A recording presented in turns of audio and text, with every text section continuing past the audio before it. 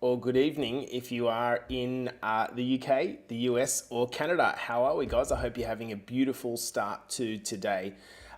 So we're back with another episode of the podcast, which we're going to be starting in around 2 minutes. So if you're new to the podcast, what I want you to do is get down there in the comments and say hello. Hi Jace, how you going? That'd be nice. It's always cool for me to be able to know who I'm talking to because I don't know, there's something about me visualizing having a conversation rather than just being a one-way podcast that feels really, really good. So get down into the comments, guys, if you're coming and joining this one live. And good morning. I hope everyone's well. Hello, Christy. How are you, mate? I don't know why I called you Christy, but I was trying to be affectionate. Hello, Chris. How are you, mate? I hope you've had a beautiful start to the morning, buddy. Happy Monday. Good morning, Nikki. How are you, legend? Lovely to have your company here today. Nikki, I spoke to your new friend, Mr. Walker, yesterday. The man's on the fence. Probably needs a little bit of a push. Paul, if you're watching this, brother, now's your chance. Hello, Michelle. How are you, hun? I hope you're well. Lovely to have your company in here this morning. And of course, the ever-present Miss Ashley Sonta. What's going on, Ash? Are you good? Guys, we're going to be getting this episode started in 1 minute. So if there's anyone in here that you think that you've seen around our academy that might need tagging in this video, we're going to be talking about emotional eating, and I think it's a pretty good topic for you to go tagging in. So we're going to get started in 30 seconds, guys. Let's rock and roll. Joining you very early this morning. Doing the 3:30 shift again, which is fun. Hello, Tez. How are you, mate? Pete Moon's here. What's going on, Pete? Getting really consistent, buddy. Lovely to see. Look at this. We got the crew coming in. Morning, Jace. Good morning. Christy says tagging myself. Feel free to contribute to this discussion as we're going, guys. And if I'm keeping track on the podcast and I can display your comment, I'll certainly do that. So I think we're ready to rocking roll on the count of 5, 4, 3, 2, and 1. Welcome back to the Better Body Academy podcast. This is the podcast that you come to when you are sick of the dumb diets and your unsustainable workout programs. Now, in today's episode, we're going to be having a discussion about emotional and stress-induced eating. But before we go there, I think the first thing I wanted to mention is it kind of dawned on me last night that as I've got a week left here in Bali, then we're heading back to Canada where it's going to be freezing. February is the month, particularly around this time in February, Valentine's Day, right, that most people drop off their fitness transformation. It's when the gyms start to empty out because the shiny object syndrome kicks in. I just wanted to draw it to your attention because I don't want you to be one of the people that has started the year strong but then falls off. The reason that we inside Better Body Academy are doing this week as Ultimate Accountability Week is because of that exact reason. So it's very simple. If you didn't see the post yesterday, this is how it works. I just want you to make 2 posts into our client group a day. Number 1, something about your food. Number 2, something about your movement, your activity, whether it's a question, whether it's what you're doing, whether it's a comment that you want to make. The idea is just 14 posts this week. It's very simple to be accountable, to show up for yourself. When the rest of the world is dropping off their transformation, I don't want you to be one of them. Now, today, as I said, wanted to have a discussion around the real reason that most of us are overweight. Okay, this is the real reason why, although the science of fat loss is simple, most of us just can't string it together. We're going to have a conversation about using food as comfort, one that makes us feel better. We're talking about emotional and stress-induced eating, and we're going to go through a few things: what it is, why it happens, how it impacts us, and then perhaps some strategies to move through it. Now, the reason we are doing this episode today is because I got onto a coaching call to one of our boys. We tend to think of emotional eating as a female thing, And it's so not true. It's as much a male thing as it is a female thing. One of our boys who's lost around 25 kilograms in around 8 months, but put back on about 5 since Christmas. And that's due to some stuff that's going on in his life. He was aware straight out. He just said to me straight out, I'm eating because I'm emotional and stressed due to lack of sleep because the kids keep waking me up and my willpower's down. So the goal of this podcast, this episode, is to simply shine a light on this so you can perhaps look at your own situation with a little bit more awareness. Does that sound fair? Okay, so let's go. First, I want to talk about defining and explaining what emotional and stress-induced eating actually is. So we've got a template to have this discussion. It is the act of using food as a coping mechanism. Okay, now there's plenty of people watching this live. There's 20 people watching this live. I want you to get in the comments and let me know if you know that this is something that you do, using food as a coping mechanism. By the way, you should not be in any way embarrassed about this because we all do it. Okay, I think we all do it to some degree. And so we're using it as a coping mechanism to deal with essentially negative emotions or stress. It's a common behavior and it affects people from a range of different ages or cultural backgrounds. We just all do it. But what are the mechanisms that are actually behind it? I want to explain what's going on and why you feel almost like you're being hijacked. When we experience negative emotions or stress, our bodies release hormones, signaling molecules into our bloodstream, such as cortisol. Now, these hormones, what actually happens is they increase our appetite and our cravings for high fat, high sugar foods. Okay? Why do they do that? Well, I just want you to understand the mechanism. The brain generally believes when it gets into that flight or fight mode, it believes that it's in a life-threatening situation. And as such, the brain's job is to prepare us for that. The food cravings happen because the body thinks that the brain thinks that it's going to need the extra energy to get you out of the pickle that you're in. And the best way to get our storage of fuel up is to consume high-calorie foods. It's like if you're in a panic situation, you're not going to sit down and go, oh, you know what, I should have a banana.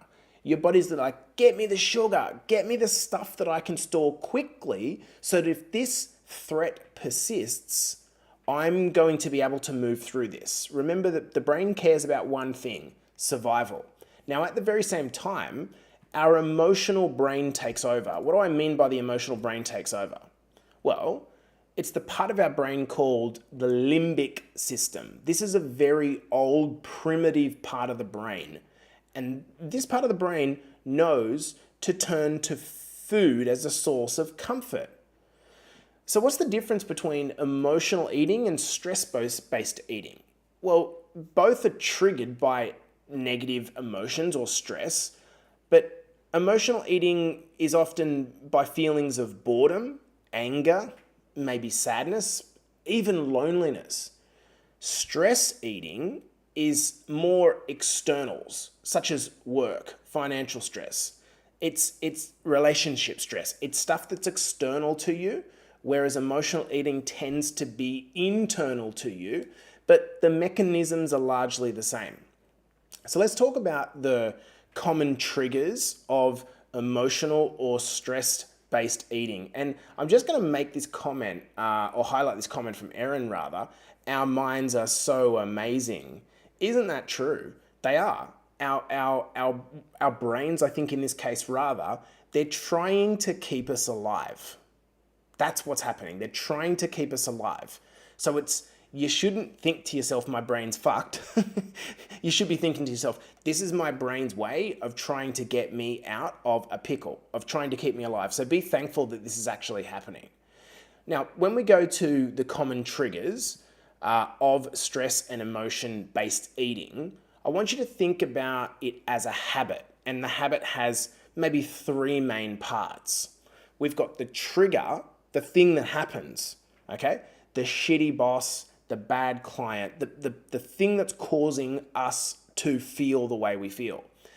Then there's the craving. The craving is the thing that comes up, the desire to get in knee deep into a bowl of ice cream to get out of feeling the way that we felt. And then there's the behavior, so the actual follow through. But it's all started with the trigger. Now, emotional triggers, like I said, boredom, anger, sadness, loneliness, stress-based triggers are the things that are external to us. But these triggers are very individualized, okay? They're not something that's a trigger for one person can be totally defunct, nothing for another person. Why would that be? As you sit and you're someone who eats emotionally or based around stress, why would your individual circumstances cause a reaction versus not for someone else? Well, that would be because of your life experience, right? There is a historical perspective to your triggers. Past trauma, for example, might remind you of something that's happened in the past, which creates the craving, which then leads to the behavior. It might be past success, okay? It might be some way that your brain has been wired to respond to a trigger in your environment, which is highly individualized, which is why something can set someone up, but not another person, okay? I particularly want to draw your attention, however, to, I think, the role of environments in triggering certain behaviors. By this, I mean certain people and certain people in certain places often change how you feel. Would you agree with that? So as an example, some environments like a pub or a bucks party are clearly triggering of a certain behavior. Like, we know that that's obviously going to be true, which is why some of us avoid those places. Yet others might be a little bit more sinister. Let me draw your attention to maybe a couple as an example. A toxic workplace that you find yourself comfortable in might actually not be so comfortable. If it's a toxic workplace and it's triggering you in some way, creating a craving which leads to you coming home and getting knee deep in a jar of peanut butter to eat your way out of it, is a toxic triggering workplace.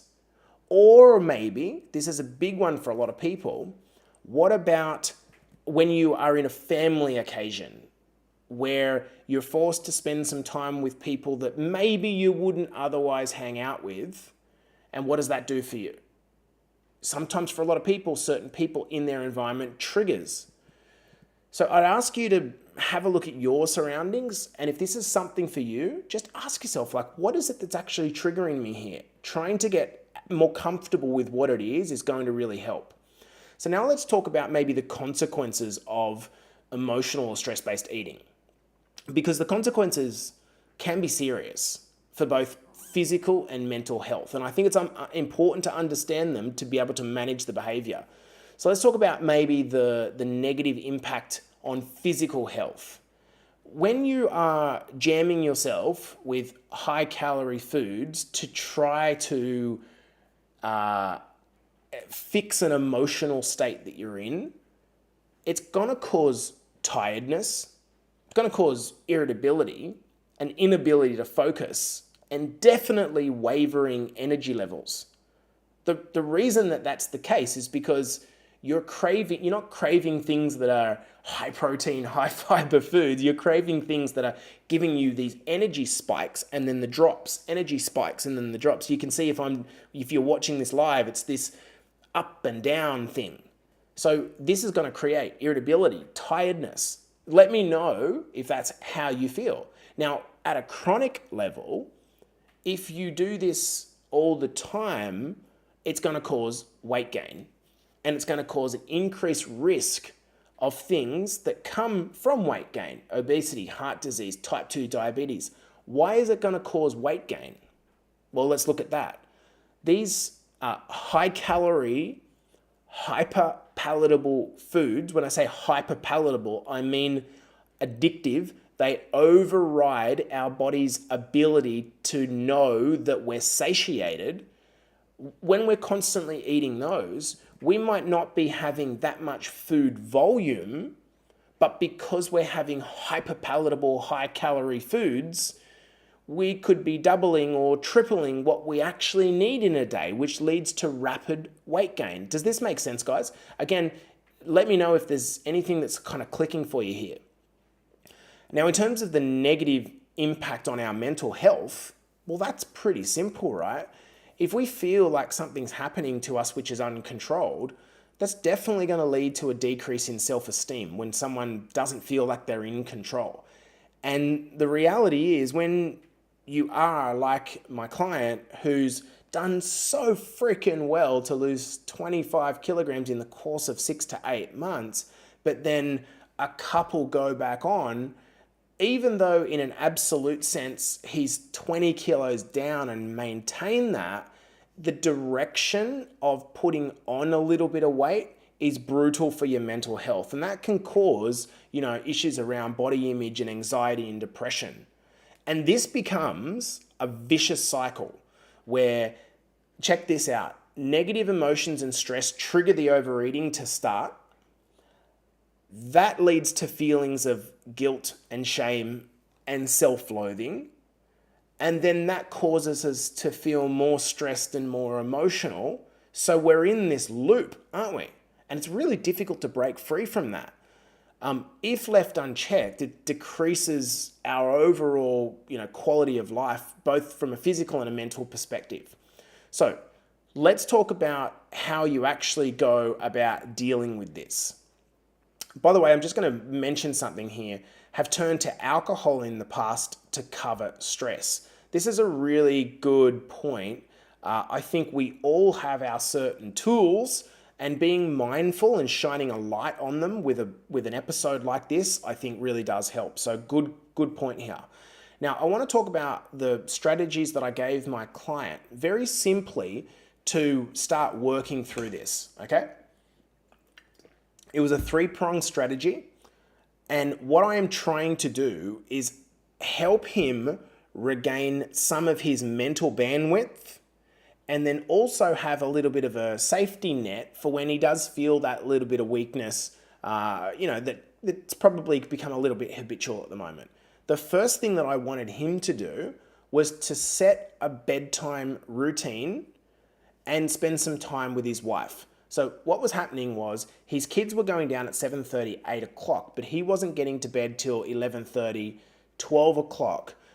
First goal is, when your kids are down for the next 2 weeks, I want you to start your mental wind down. I want you to turn the TV off, grab some tea with your missus, and actually what I want you to do is grab some ice cream, but grab a better choice. Grab some Halo Top, sit down with your missus, have a chat, and eat half a tub of Halo Top between you. So we're getting the little bit of craving thing, we're regaining some mental bandwidth, and we're spending some high quality time with our partner.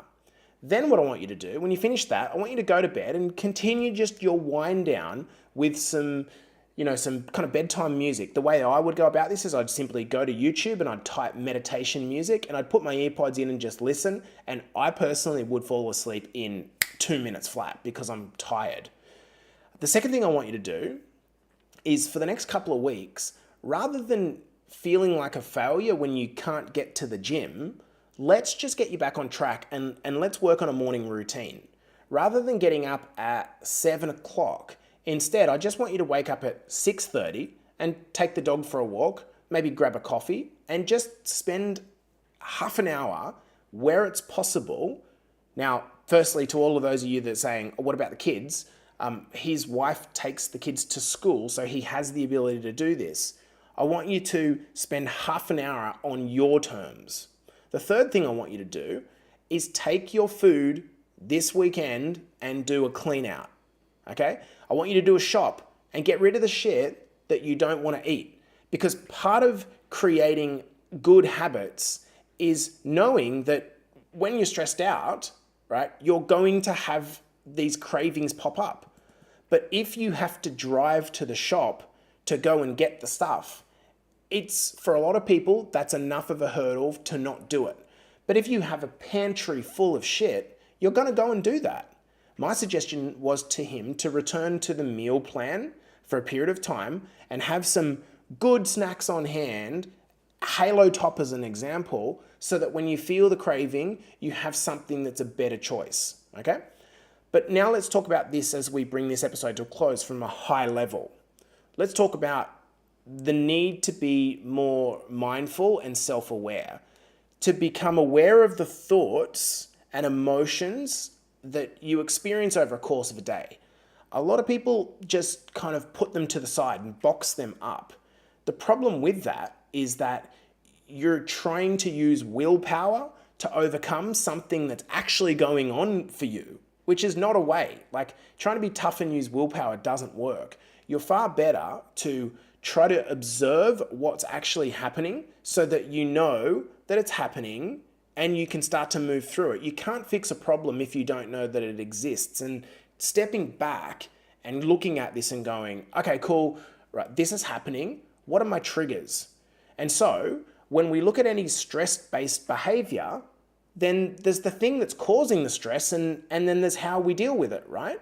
So what I'm going to suggest is that you spend some time, if this is a thing for you, looking at how you can manage or delete the triggers. This could involve at the start doing some journaling about how you feel, particularly when the triggers come up, and then asking yourself, well, how can I reduce my exposure to this thing or this environment that triggers me?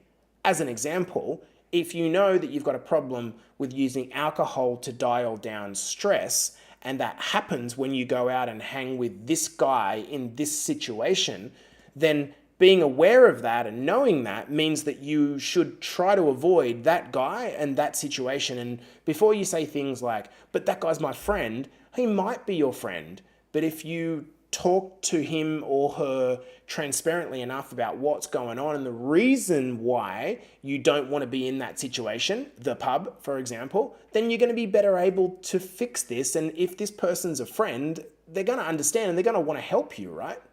So how can I reduce my exposure to this thing or this environment that's triggering me? Now, let's say you're in a workplace. This is difficult because if you feel like you're surrounded by people who are sabotaging your goals or desires, you got a decision to make here, right? This is a place that you're spending 8 to 12 hours per day of your fucking time sucking up the toxicity. And if that's you, well, either you need to be very strong in being able to delete that, or you know what, you need to choose a new place. Now, this might be, for a lot of people, easier said than done because you're dependent on the income of that place. So where it's not always possible to change or minimize the trigger, what we then need to do is work out, well, how do I implement some better responses to that trigger? Because I can't get rid of the thing. I can't delete my family member that lives with me. So now I need to go to how do I actually control my response to this a little bit better. One of the strategies that you need to think about desperately is regaining your mental bandwidth. This is so important.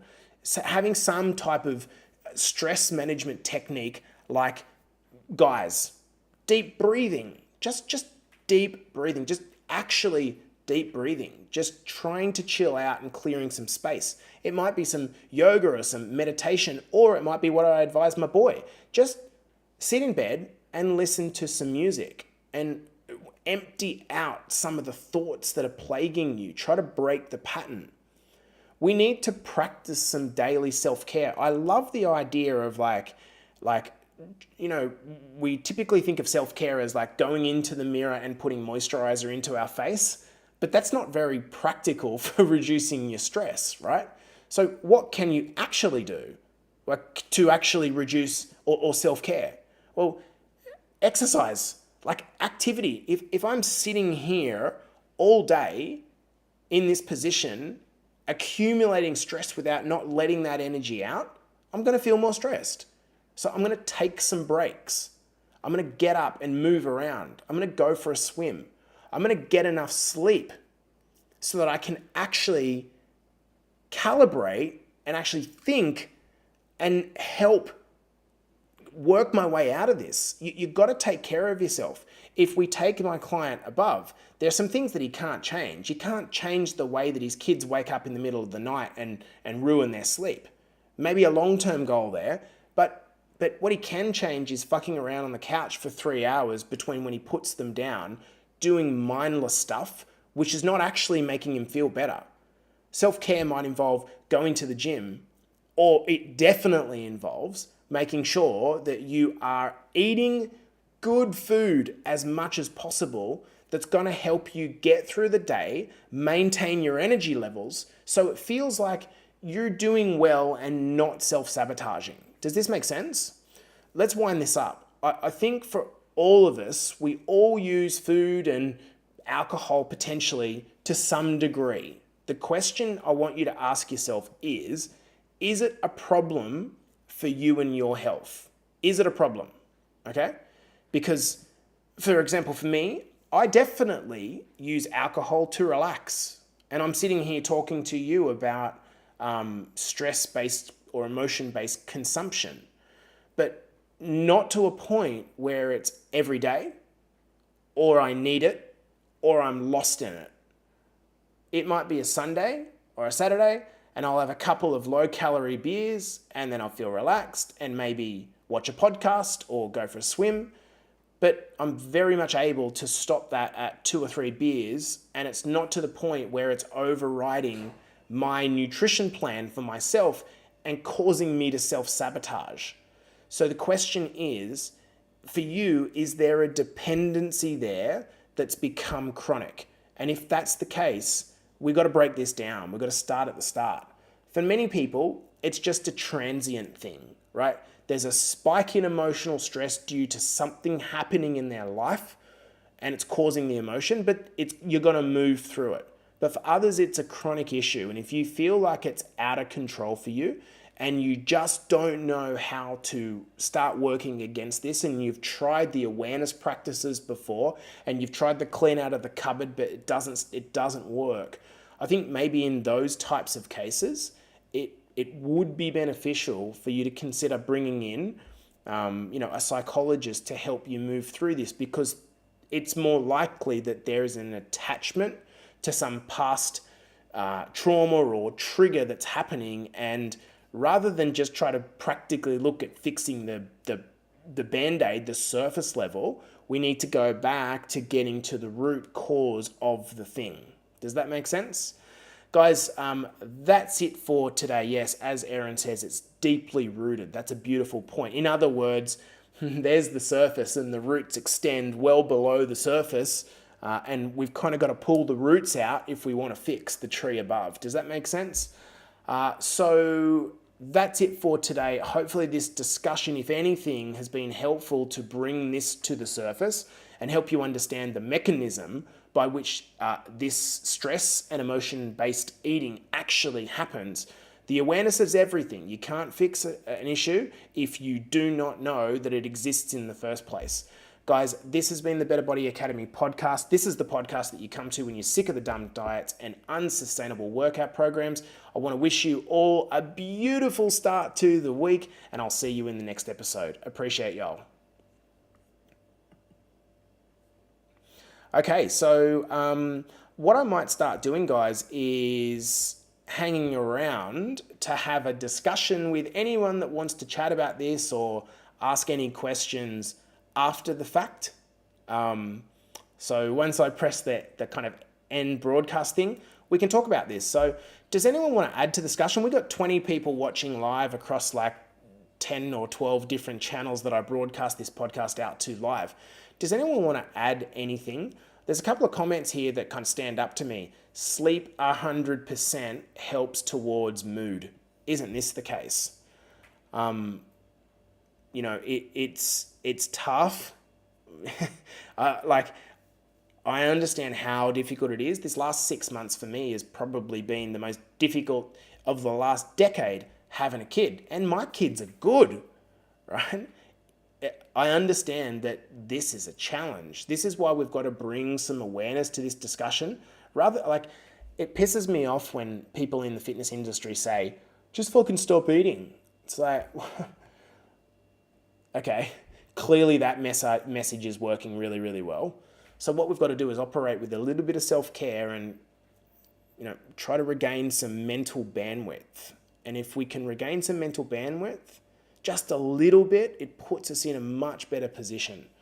Erin, what a great comment. Self-care for me is going to the gym and lifting weights. I agree.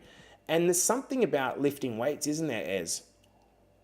I think with doing cardio, not only have we talked about the limitations as a fat loss mechanism of cardio, the other thing about lifting weights is that it's like there's a level of disbursement of energy and negativity.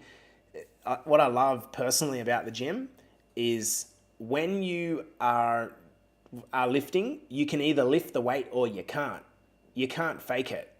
And there's something that's really nice and leveling about that. So yeah, I totally agree with you. You mentioned here over time, when you build up the willpower to manage the triggers, you don't have to avoid it forever. You just have to manage being exposed to this without self-sabotaging. What a great comment. So good. Just go for a run. That used to really grind me when I wasn't into running. Yeah, I can imagine. Again, it's like, it's generic kind of fitness industry fucking advice from people that don't understand that the reason that fat loss is challenging is because it's embedded in a bunch of stuff, right? It's not, if it was as simple as fucking calories in and calories out. By the way, just to confirm, the science is that simple of calories in and calories out. The science is that simple, but we're not lab rats, right? We're not lab rats. Yeah, just go for a run. That used to really grind me when I wasn't into running. I love that comment. Jules, you mentioned, I like the swap replacement strategy. Yeah, 100%. It puts you back in control. I love that, Jules. Stop eating. Well, if food's become a comfort for you, then this is, Jules, great comment. This is where when people who stop smoking end up getting overweight. Because what is the human program to do? What's the human program to do? When they feel like they've lost something, they want to find it. Right? When you put your hand in and like you can't find your wallet in your pocket and you shit yourself and you're like, whoa, what do you want to do? You find it. I feel that that's a little bit what happens when you just try to subtract everything out of your life. Right? Oh, I've lost my the thing that I do when I get that stress come up. What are you going to replace it with? Rather than just having this kind of void or this vacuum that sort of exists and tries to suck you in again.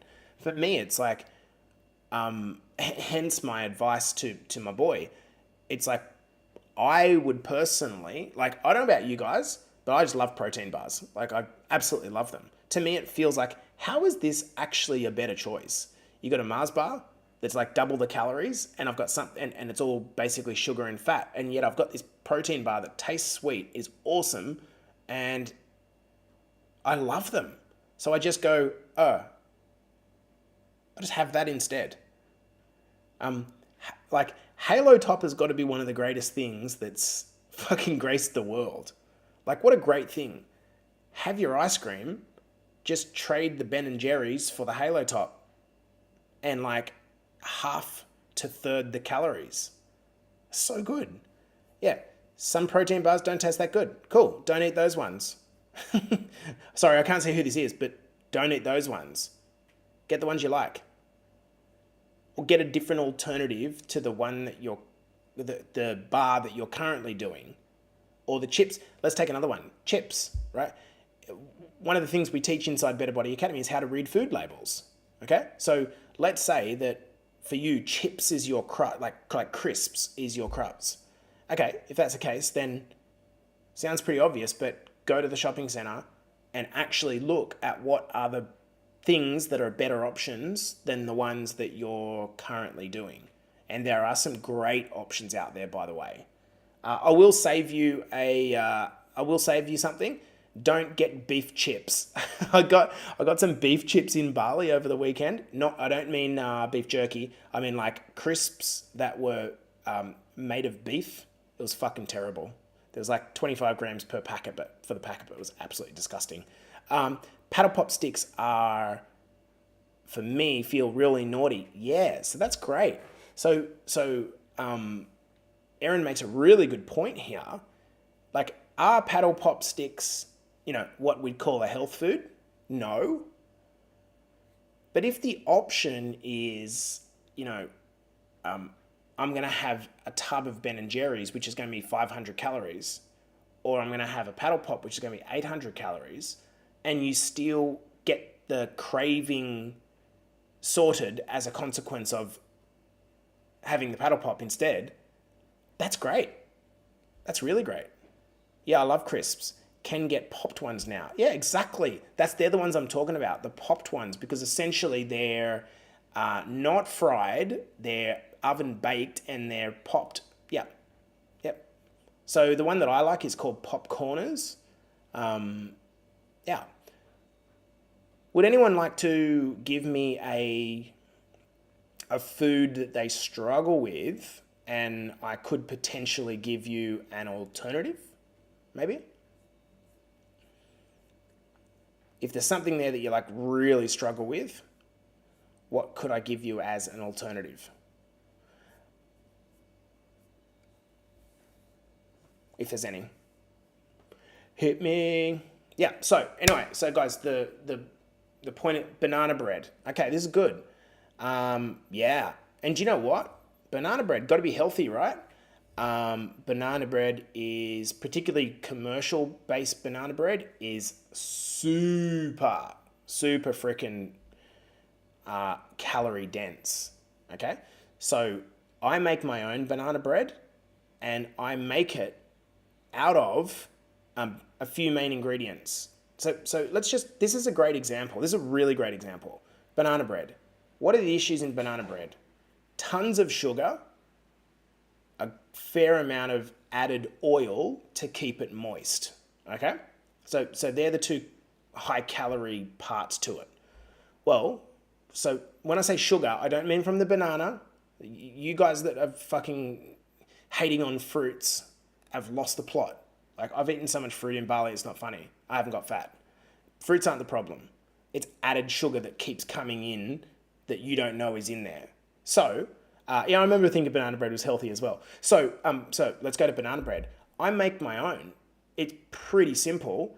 Basically, just get some mashed banana, yeah, a little bit of flour, and I actually put protein in my banana bread, protein powder in my banana bread.